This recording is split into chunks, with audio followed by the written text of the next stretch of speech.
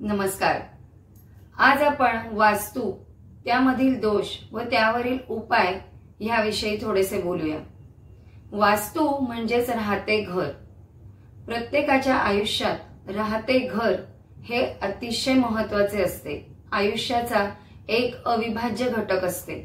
मग ते स्वतःचे असो किंवा भाड्याचे असो, राहते घर हे प्रत्येकाला प्रिय असते।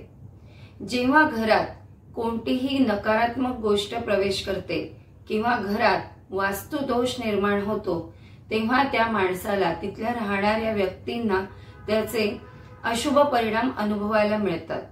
या अशुभ परिणामांमध्ये काही परिणाम असे की तिथे यावेसे वाटत नाही, घरात थांबावेसे वाटत नाही, घरातील आपापसातल्या घरातील व्यक्तींचे भांडण असतात, मतभेद होत राहतात, घरातील व्यक्तींचे कुठल्याही गोष्टीवरती एकमत होत नाही किंवा घरात कुठले शुभ कार्य होत नाही। शुभ कार्य ठरले तर ते होईपर्यंत अनेक अडचणी येतात। शुभ कार्य झाल्यावर सुद्धा अनेक संकट येतात। त्या घरात यावेसे वाटत नाही, त्या घरातल्या व्यक्तींनाही यावेसे वाटत नाही आणि बाहेरच्या लोकांनाही त्या व्यक्तीच्या घरी जावेसे वाटत नाही। घरात असताना अतिशय कटकटी आणि अतिशय तापलेले वातावरण अनुभवास मिळते। प्रत्येकाचे चेहरे पडलेले असतात। घरातले जे अन्न शिजलेले असते तेही बरेचदा वाया जाते। असे अनेक प्रकारचे अनुभव वास्तुदोष असल्यावर येत असतात। आता वास्तुदोष असण्याचे बरेच कारण आहेत। अनेक कारणांनी वास्तुदोष असू शकतो आणि त्याच्यावरती त्याचे उपायही त्याप्रमाणे वेगवेगळे असतात। पण आज आपण या व्हिडिओमध्ये काही जनरल उपाय वास्तुदोषावरती बघणार आहोत। जर तुमच्याही घरात तुम्हाला असे काही अनुभव येत असतील तर कदाचित तुमच्या घरातही वास्तुदोष असू शकतो। वास्तुदोष असो किंवा नसो, वास्तुदोष त्यांनाच लागू होतो ज्यांचे नामस्मरण कमी असते। त्यामुळे नामस्मरण हा सर्वात मोठा उपाय आहे कोणत्याही संकटातून वाचण्यासाठी। त्यामुळे मी सर्वात आधी सांगेल की तुम्ही तुमचे इष्टदेवतेचे नामस्मरण दररोज तुमच्या वास्तूत केले पाहिजे। आता आपण बघूया की वास्तुदोष जर असेल तर आपण काय काय करू शकतो। वास्तुदोष कोणत्या गोष्टीमुळे निर्माण झालेला आहे, सर्वात पहिले ते बघावे लागते। कोणत्या दिशेला, कोणत्या घराच्या भागात हा वास्तुदोष निर्माण झालेला आहे तो बघायला लागतो। आज आपण अगदी नॉर्मल म्हणजे अगदी बेसिक गोष्टी बघूया की ज्याच्यामध्ये एखाद्या व्यक्तीला हे सर्व वाईट अनुभव घरात येत असतील, परंतु त्यांना माहित नसेल की नेमका वास्तुदोष कुठे निर्माण झाला आहे, कोणत्या दिशेला निर्माण झाला आहे। यासाठी आजचा व्हिडिओ आहे की आपण ज्यांना काहीच माहिती नाही परंतु असे अनुभव येत आहेत त्यांच्यासाठी आपण आज उपाय बघणार आहोत। सर्वात पहिला उपाय म्हणजे तुम्ही दर शनिवारी फरशी पुसताना पुसण्याच्या पाण्यामध्ये खडे मीठ घालून त्या पाण्याने संपूर्ण घराची फरशी पुसा। कमीत कमी प्रत्येक शनिवारी तुम्ही हा उपाय करा।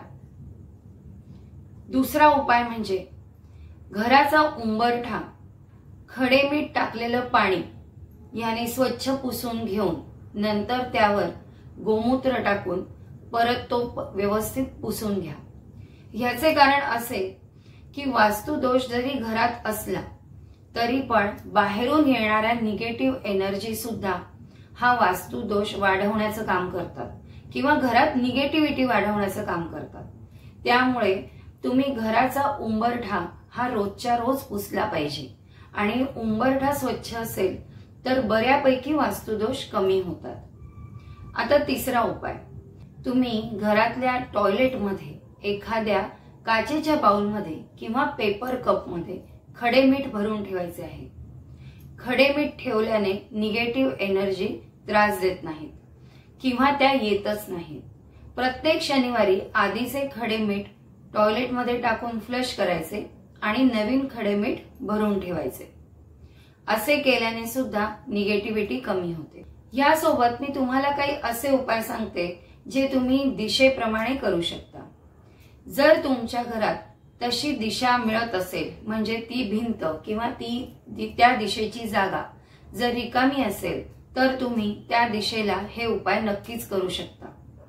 जसं पूर्व दिशेला एखादी भिंत येत असेल, रिकामी भिंत, त्या दिशेला तुम्ही उगवत्या सूर्याचे चित्र लावा। ह्यामुळे त्या घरातील व्यक्तींची प्रगती होण्यास मदत होते। पश्चिम दिशेमध्ये तुम्ही ब्रॉन्झ या धातूचा उंट बनवून ठेवा। ब्रॉन्झ या धातूचा उंट हा बाजारात विकतही मिळतो, गिफ्ट शॉप मध्येही मिळतो। तो उंट तुम्हाला पश्चिम दिशेत ठेवायचा आहे। उत्तरेला तुम्ही कुबेराचे चित्र लावू शकता। घराच्या उत्तर दिशेला तुम्ही कुबेराचे चित्र लावा, कारण उत्तर ही कुबेराची दिशा आहे। आणि दक्षिणेला तुम्ही हाताने कुंकवाने स्वस्तिक काढायचे आहे। हे स्वस्तिक तुम्ही कुंकूने काढू शकता। कुंकूमध्ये तुम्ही थोडीशी हळद टाकून अशा मिश्रणानेही तुम्ही हळद कुंकूचे स्वस्तिक काढू शकता। हे अतिशय सोपे आणि करण्यासारखे उपाय आहेत। यानंतर आपण प्रत्येक दिशेनुसार किंवा अजून जास्त खोलात वास्तुविषयी रेमेडी बघणार आहोत। तेव्हा तुम्ही वास्तुविषयी हे व्हिडिओज नक्की बघा आणि तुमच्या काही शंका असतील ते याबद्दल नक्की विचारा। धन्यवाद।